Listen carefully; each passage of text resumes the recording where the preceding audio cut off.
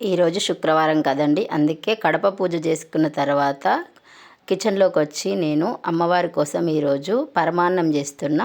ఇది చేసేలోపు ఇంకా చేసుకునే పనులన్నీ చేసేసుకుంటాను అన్నమాట. పరమాన్నం చేసుకొని తులసి కోట దగ్గర దీపం వెలిగించుకొని ఇంకా అమ్మవారి అలంకరణ అయితే అయిపోయింది. ఇంకా శివయ్య దగ్గర దీపం వెలిగించి ఇంకా పూజకు కావలసినవన్నీ పూజ రూమ్లో సర్దుకొని ఇంకా అభిషేకం అయితే స్టార్ట్ చేసిన. ఇంకొక విషయం చెప్పాలి మీకు, ఇది 5వ వారం అండి. నేను సహస్రనామాలు చదువుకుంటూ అమ్మవారికి పాలతో నీళ్ళతో పంచామృతాలతో అభిషేకం చేసుకుంటున్నా. నాకైతే 5 వారాలు కుదురుతుందో లేదో అనుకున్నా, కానీ నాకైతే ఈ వారంతో 5 వారాలు కుదిరింది. అంత అమ్మదయ.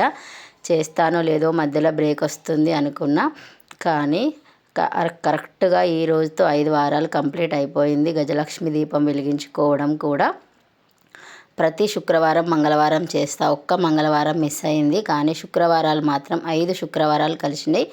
అట్లనే ఈరోజు మనకి మున్సిపల్ దగ్గర లలితా సహస్రనామాలు సాయంత్రం 6:30 నుండి 8:30 వరకైతే ఉంటుంది. అది కూడా నేను 4వ వారం అండి ఇది వెళ్ళడం. ఇంకొక వారం కుదురుతలేదు, అంత అమ్మదయ. కుదిరితే మాత్రం తప్పకుండా వెళ్తా. ఇంకా లలితా సహస్రనామాలు డైలీ చదువుకుంటా నేనైతే పూజ తర్వాత.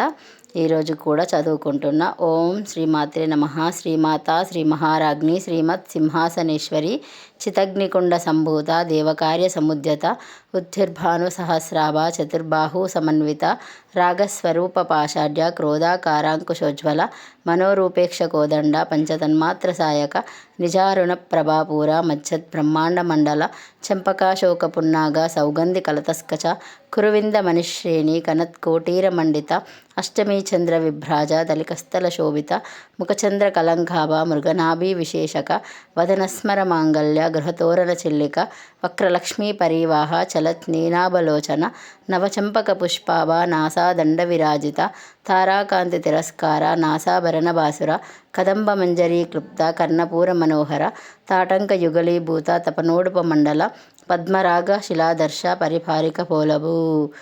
ఈ ఇక్కడ వరకైనా మీరు చదువుకోవడానికి ట్రై చేయండి. ఇంకా పూర్తిగా చదువుకున్న నేనైతే, కానీ మీకు ఇక్కడి వరకే వినిపించిన. ఇంకా అమ్మవారి దయ అందరిపైన ఉండాలి. ఇప్పుడు వసంత నవరాత్రులు, లలితాదేవి నవరాత్రులు జరుగుతున్నాయి. ఈ నవరాత్రుల్లో నాకు ఎంతటి అదృష్టం కలిగినందుకు నేను అమ్మవారికి శిరస్సు వంచి నమస్కారం చేస్తున్నా. అమ్మ దయ అందరిపై ఉండాలి, అందరూ బాగుండాలి, అందులో నేను ఉండాలి. శ్రీమాత్రే నమః. శ్రీమాత్రే నమః. శ్రీమాత్రే నమః.